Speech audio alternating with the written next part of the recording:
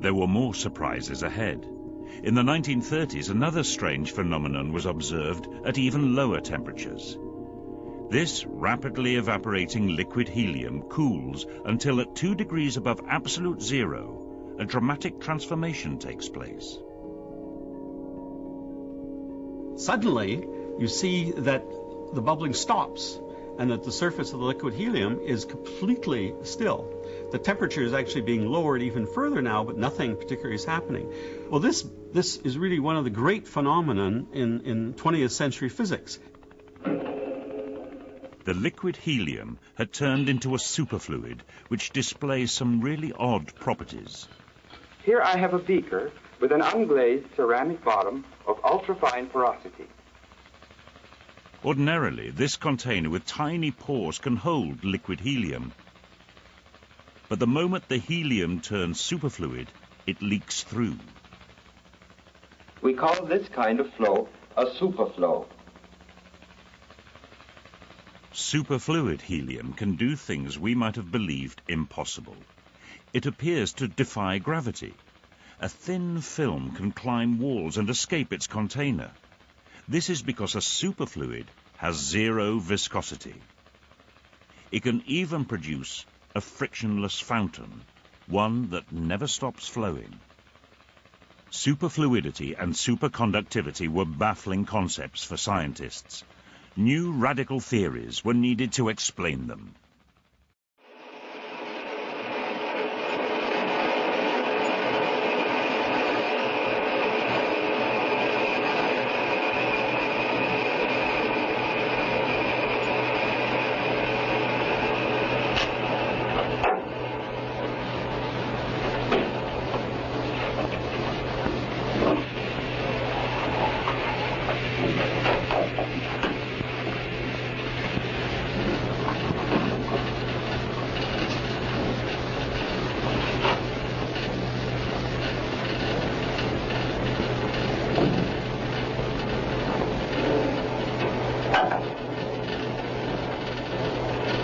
Level of the air to the level of the air.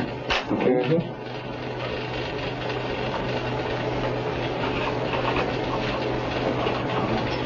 Listen. Good. Withdraw.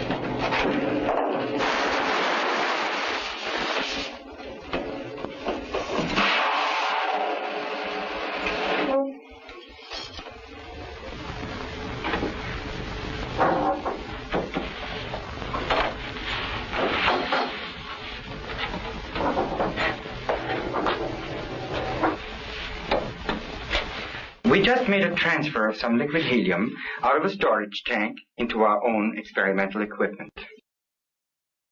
Helium is a remarkable substance. It has two different and easily distinguishable liquid phases, a warmer and a colder one. The warmer phase is called liquid helium-1, and the colder phase, liquid helium-2. The two phases are separated by a transition temperature, known as the lambda point. When liquid helium is cooled down through the lambda point, a transition from helium-1 to helium-2 is clearly visible. We will show it to you later in this film. The two liquids behave nothing like any other known liquids, although it could be said that helium-1, the warmer phase, approximates the behavior of common liquids. But it is helium-2, the colder phase, which is truly different. Because of this, it is called the superfluid. The temperatures involved when working with liquid helium are quite low. Helium boils at 4.2 degrees Kelvin, under conditions of atmospheric pressure, and the lambda point lies at roughly 2.2 degrees. Note that this corresponds to minus 269 and minus 271 degrees centigrade. The properties of liquid helium that I have just been telling you about are characteristic of the heavy isotope of helium, helium-4. The element occurs in the form of two stable isotopes. The second and lighter one, helium-3, is very rare. Its abundance is only about 1 part out of 10 million. Pure liquid helium-3 is the subject of intensive study at the present time, but so far, no second superfluid liquid phase has been found to exist for helium-3. The low temperatures at which we'll be working call for well-insulated containers. The dewar meets our requirement. The word dewar is the scientific name given to a double-walled vessel with the space between the walls evacuated. When these dewars are made of glass, the surface of this inner space is usually silvered to cut down heat transfer by radiation. However, our dewars will have to be transparent so that we can look at what's going on inside. Now, liquid helium is commonly stored in double dewars. The design is quite simple. Just put one inside the other, like this. In the inner dewar, we put the liquid helium, and in the space between the inner and outer dewar, we maintain a supply of liquid air. Here is a double dewar, exactly like the one we will be using in our demonstration experiments. The inner dewar is filled with liquid helium. The outer dewar contains liquid air. The normal boiling temperature of liquid air is about 80 degrees Kelvin, 75 or more degrees hotter than the liquid helium. The purpose of the liquid air is twofold. First, we put the liquid air in the outer dewar well ahead of putting liquid helium in the inner dewar. In this way, the inner dewar is pre-cooled. Secondly, we maintain a supply of liquid air in the outer dewar because it provides an additional mantle of insulation now that the liquid helium is in the inner dewar. The boiling of the liquid air attests to the fact that it is absorbing some of the heat which entered the double dewar. Even with the boiling of the liquid air, the liquid helium is clearly visible. Later, we will use liquid air cooled below its boiling temperature to reduce or eliminate the air bubbles for better visibility. Now the liquid air is cooled down and we have eliminated boiling. The smaller bubbles of the boiling liquid helium are clearly visible. The cover over the inner dewar has a port, at present open. The liquid helium is at atmospheric pressure, so its temperature is 4.2 degrees Kelvin. In other words, what we have in here now is liquid helium-1, the warmer of the two phases. Before we cool it down to take a look at the superfluid phase, I want to dwell briefly on the properties of helium-1. I've told you before that even helium-1 is different from the normal liquids. The distance between neighboring atoms in this liquid is quite large. The atoms are not as closely packed as in the classical liquids. The reason for this is quantum mechanical. The zero-point energy is relatively more important here than in any other liquid. As a consequence, liquid helium has a very low mass density, only about 13% the density of water, and a very low optical density. The index of refraction is quite close to 1. This makes its surface hard to see with the naked eye under ordinary lighting conditions. You are no doubt familiar with the fact that the helium atom has closed shell atomic structure. This explains why helium is a chemically inert element. It also accounts for the fact that the force of attraction between neighboring helium atoms, the so-called van der Waals force, is small. It takes little energy to pull two helium atoms apart, as for example, in evaporation. This gives liquid helium a very small latent heat of vaporization. Only 5 calories are needed to evaporate 1 gram. Compare this with water, where evaporation requires between 500 and 600 calories per gram. The low van der Waals force, combined with a large zero-point energy, also account for the fact that liquid helium does not freeze, cannot be solidified at ordinary pressures, no matter how far we cool it. However, liquid helium has been solidified at high pressure. The liquid helium in the dewar is at 4.2 degrees. We now want to cool it down to the lambda point and show you the transition to the superfluid phase. Our method will be cooling by evaporation using a vacuum pump. Now, the lambda point lies at 2.2 degrees, only 2 degrees colder than the present temperature of the liquid. What's more, not very much heat has to be removed from the liquid helium now in the dewar to bring it to the lambda point.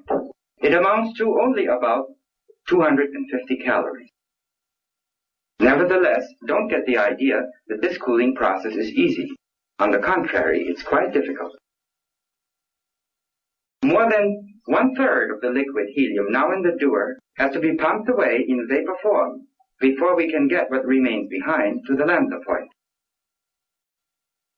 That requires an awful lot of pumping and explains why we use this large and powerful vacuum pump over here.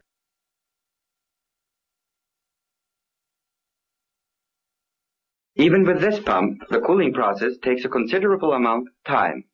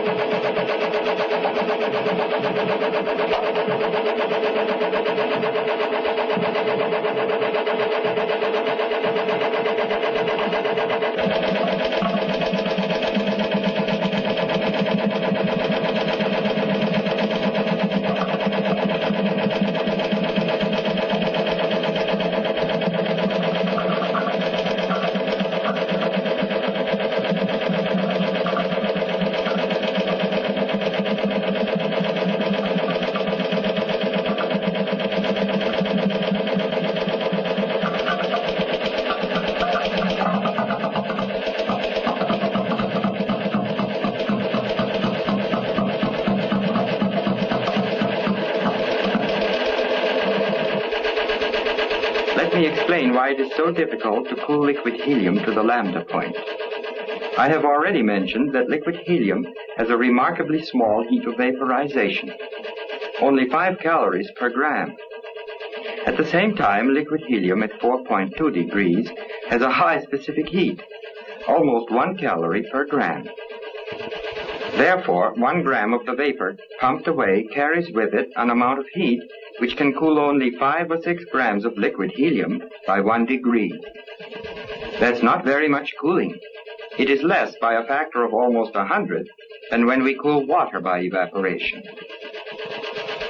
The situation gets even worse as cooling progresses below 4.2 degrees, because the specific heat of liquid helium rises astonishingly as we approach 2.17 degrees, the lambda point. The heat of vaporization, on the other hand, remains roughly the same. So, a given amount of vapor carried off produces less and less cooling as we approach 2.17 degrees. Our thermometer here is a low-pressure gauge connected to the space above the liquid helium. The needle registers the pressure there. It is the saturated vapor pressure of liquid helium. The gauge is calibrated to the corresponding temperature. We call it a vapor pressure thermometer. As we approach 2.17 degrees, boiling becomes increasingly violent. Suddenly it stops. This was the transition. The liquid you now see is helium-2. Even though evaporation does continue, there is no boiling. Normal liquids, such as the water in this beaker, boil because of their relatively low heat conductivity. Before heat, added at one point, can be carried away to a cooler place in the liquid, bubbles of the vapor form. Helium-1 behaves like a normal liquid in this respect. The absence of boiling in helium-2 reveals that this phase acts as if it had a large heat conductivity. As a matter of fact, as the liquid helium passed through the lambda point transition you just saw, its heat conductivity increased by the fantastic factor of 1 million. The heat conductivity of helium-2 is many times greater than in the metals silver and copper, which are among the best solid heat conductors. And yet, here we deal with a liquid. For this alone, helium-2 deserves the name of superfluid. Actually, the way in which helium-2 transports such large quantities of heat so rapidly is totally different from the classical concepts for heat conduction. I'll come back to the subject later in connection with an experiment demonstrating the phenomenon of second sound in helium-2.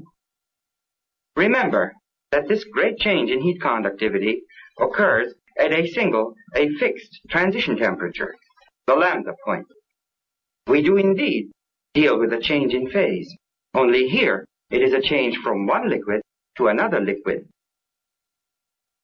As we've told you before, the specific heat of liquid helium is very large at the lambda point.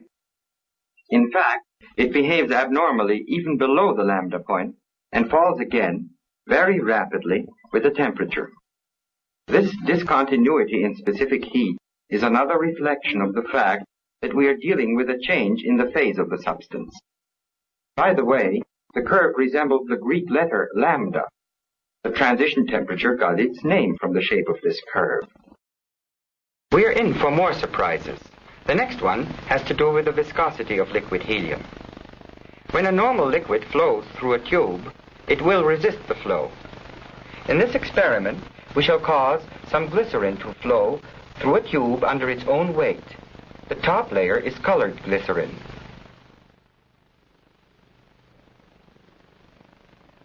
The liquid layer closest to the tube wall adheres to it. The layer next in from the one touching the wall flows by it and is retarded as it flows due to the interatomic, the van der Waals force of attraction. The second layer, in turn, drags on the third and so on inward from the wall, producing fluid friction or viscosity.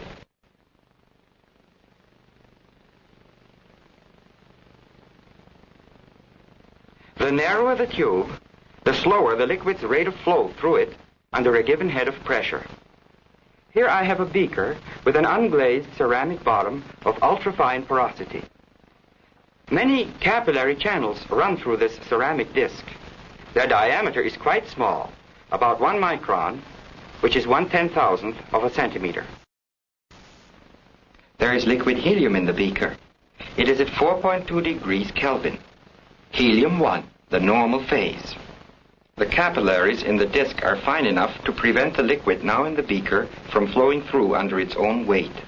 Clearly, helium-1 is viscous. To be sure, its viscosity is very small. That's why we had to choose extremely fine capillaries to demonstrate it.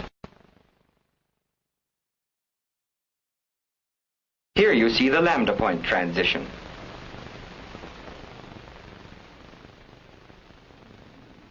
The helium-2 all pours out.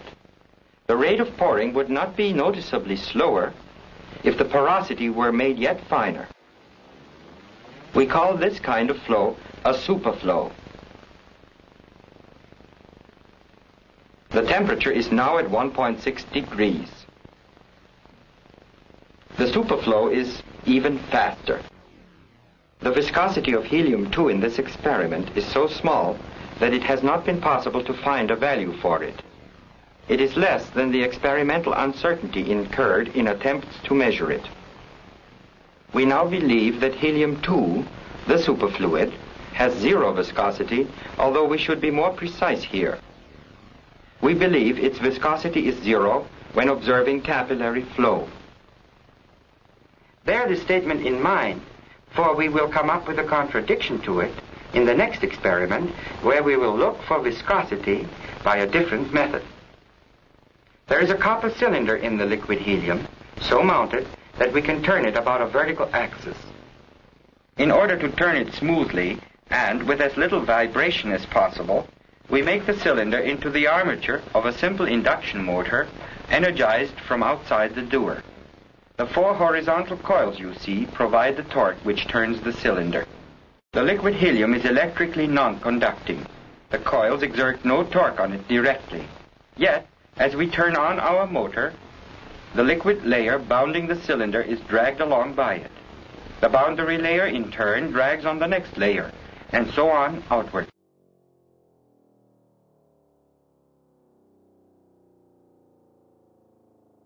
Finally, a circulation shows up in the helium due to its own viscosity, and the wooden paddle wheel is turned along. What we have just seen occurred in helium-1, the normal phase, at 4.2 degrees Kelvin. That is to say, this demonstration is consistent with our results for helium-1 by capillary flow. Helium-1 is viscous. Here you see the liquid cooled down and passing into the superfluid phase, helium-2.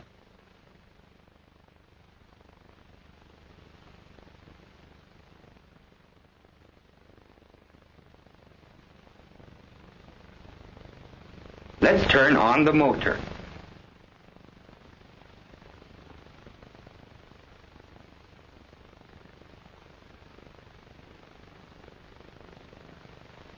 The paddle wheel starts again. What does this mean? First of all, let me emphasize that, like helium-1, helium-2 is also non-conducting in the electrical sense. In other words, the circulation in the experiment can only have been caused through viscous drag. So we conclude from the rotating cylinder observations that helium-2 is viscous, and from the method of capillary flow that it has zero viscosity. Our experimentation has come up with a paradox. No normal classical liquid is known to behave so inconsistently in capillary flow on the one hand and in bulk flow on the other. This state of affairs forces us to think of helium-2, the superfluid, not as a single, but as a dual liquid. It appears as if helium-2 had two separate and yet interpenetrating component liquids. We shall call one component normal. It is this component which we hold responsible for the appearance of viscosity below the lambda point in the rotating cylinder experiment. The normal component, as the name suggests, behaves like a normal liquid and therefore has viscosity. It is the one which the cylinder drags along as it turns. But the normal component cannot flow through the narrow channels of the ceramic disc because of its viscosity. The second component has zero viscosity, and it's called the superfluid component. We think that it does not participate at all in the rotating cylinder experiment below the lambda point. It stays at rest. On the other hand, it can flow through channels of 1 micron diameter with the greatest of ease, encountering no resistance whatever, because it has no viscosity. As we'll see later, this flow is not impeded even when the capillary diameters are made far smaller than 1 micron. This thought construction is called the two-fluid model for liquid helium-2. Whether it is correct or not depends on further tests comparing the theory based on this model with experimental results. We now go on to another phenomenon, the fountain effect. What you see here is a tube which narrows down and then opens into a bulb. A small piece of cotton is stuffed into the constriction between the tube and the bulb, and the bulb has been tightly packed with one of the finest powders available, jeweler's rouge. A second wad of cotton keeps the powder in the bulb. This powder presents extremely fine capillary channels. Their average diameter is a small fraction of 1 micron. This device has been placed in the dewar. The liquid helium is below the lambda point. We submerge the bulb, and then we'll send a beam of light from this lamp to a point near the top. You will see the light beam when the lamp is turned on. It focuses some heat in the form of infrared radiation on the point in question. The temperature will rise above the temperature of the rest of the apparatus. Let us turn it on.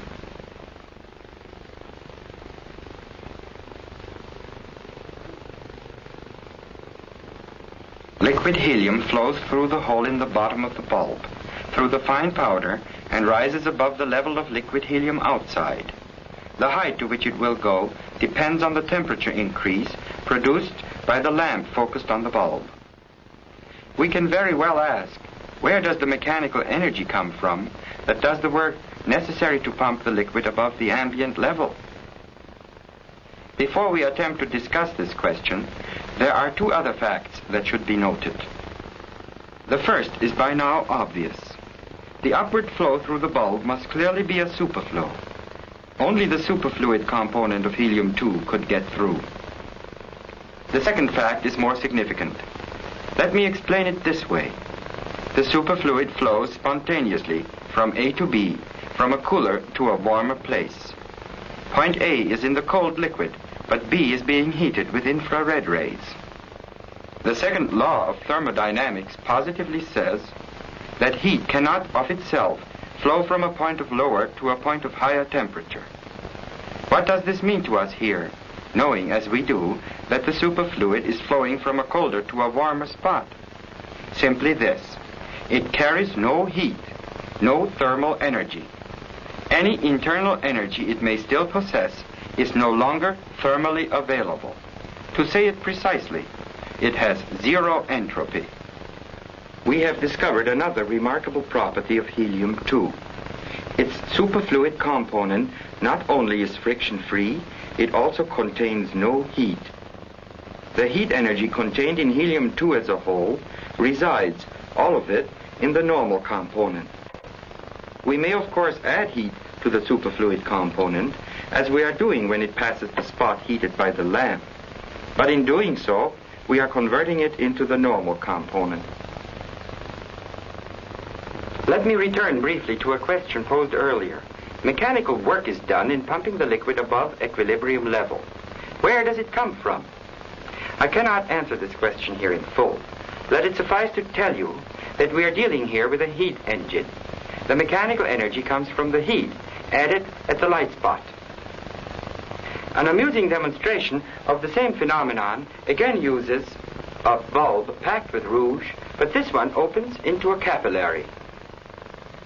Light is beamed on a spot just below the capillary, and it produces a helium fountain. The phenomenon in this and the previous experiment has become known as the thermomechanical or the fountain effect. Below the lambda point, the superfluid component of liquid helium creeps up along the walls of its container in an extremely thin film. It is known as the Rollin film. This creeping film is a variety of superflow. It is difficult to make the film itself directly visible to you. To show it indirectly, we've put some liquid helium into a glass vessel. It is below the lambda point. There is no porous bottom in this vessel. The film rises along the inside wall and comes down along the outside, collecting in drops at the bottom.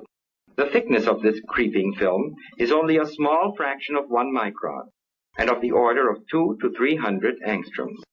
Its speed, while small just below the lambda point, may reach a value as high as 35 centimeters per second at lower temperatures. Our next experiment deals with the phenomenon of second sound. We are all familiar with wave motion in elastic materials, be they solids, liquids, or gases. Elastic energy of deformation carried away from a source in the form of waves with a characteristic speed, the speed of sound. Liquid helium is an elastic substance, both above and below the lambda point. Both helium-1 and 2 support sound waves. Now, helium-2, the superfluid phase, also conducts heat in the form of waves. This remarkable property is shared by no other substance. For better or for worse, it has been called second sound. Normal heat conduction is a diffusion process. The rate of flow of heat is proportional to the temperature differences. But in helium-2, it is a wave process. Heat flows through helium-2 with a characteristic speed, the speed of second sound. We shall send small heat pulses into helium-2 from a heater. They will spread away from the heater uniformly, carrying the heat energy with them.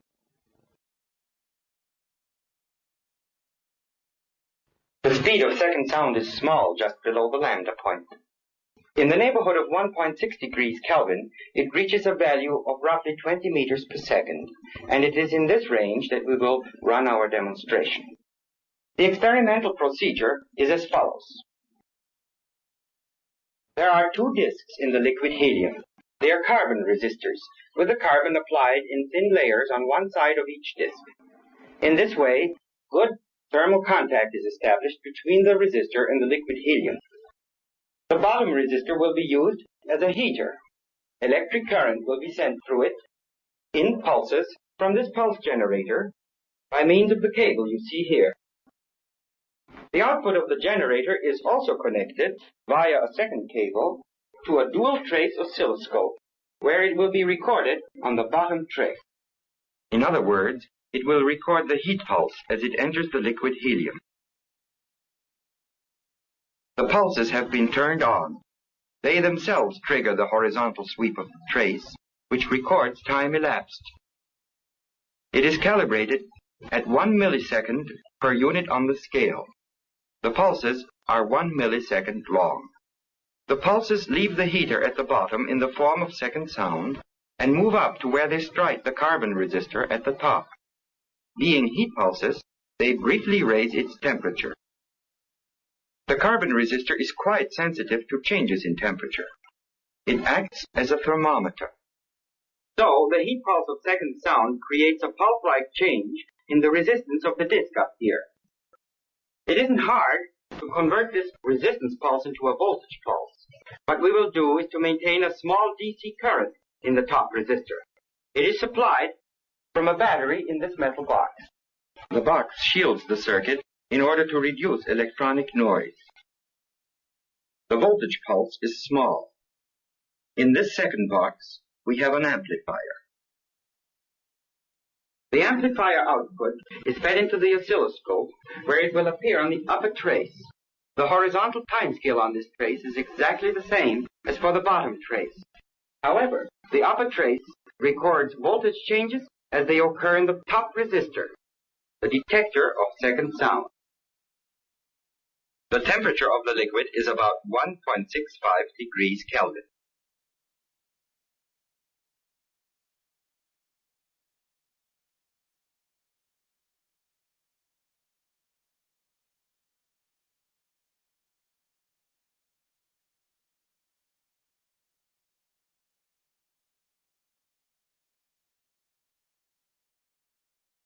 The battery has been turned on. And now the amplifier. Among noise and other distortions in the upper trace, a clear-cut voltage pulse appears, about 4.5 units to the right, 4.5 milliseconds later than the pulse entering the heater. This pulse in the upper trace is also about 1 millisecond long. It is the second sound as it arrives at the upper resistor. The upper trace also shows a strong voltage pulse at the left, simultaneous with the heater pulse. That's due to pickup by electromagnetic wave, with the heater acting as transmitter and the detector as receiver.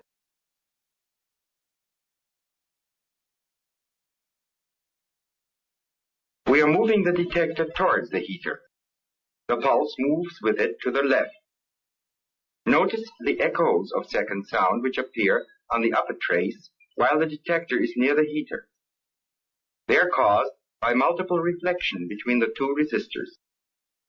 A total of 3 echoes is clearly visible.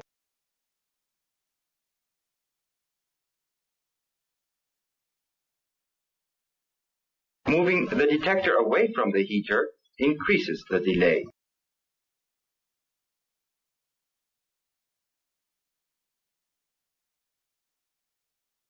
Here we have the resistors at their original distance again. They are 9 centimeters apart. The wave of second sound covers 9 centimeters in 4.5 milliseconds. The speed of second sound is 2 centimeters per millisecond, or 2,000 centimeters per second, or 20 meters per second. Let me return to the discussion of the two-fluid model for liquid helium-2. We find that it gives us an adequate qualitative description for the behavior of helium-2. The superfluid component is frictionless and free of entropy. It is thought to be the part of helium-2 which leaks through the finest pores, which rises up toward the source of heat in the fountain effect, and which creeps up along the walls of the container. The normal component, on the other hand, is viscous and possesses some available heat energy. The normal component is thought to be that part of helium-2 which is dragged along by the rotating cylinder, and which remains behind in the beaker with a porous bottom unless it is first converted to the superfluid component. Now, a model alone is not a theory. It turns out that quantum mechanics has had to be brought to bear on the problem of producing an accurate check between theory and experiment. As is usual, when we attempt to explain a quantum mechanical system by a classical model, this model gets lost, becomes washed out, so to speak. It's there, but then again it isn't. The model is false, but many of its elements survive. That's what has happened to the two-fluid model for liquid helium-2. Helium-2 must now be considered as a quantum mechanical system. It is still true that helium-2 is capable of two different types of motion, but we cannot anymore claim that these two motions occur on different parts of the liquid or on different groups of helium atoms. Rather, we should look at it all as one liquid system capable of two different types of motions simultaneously.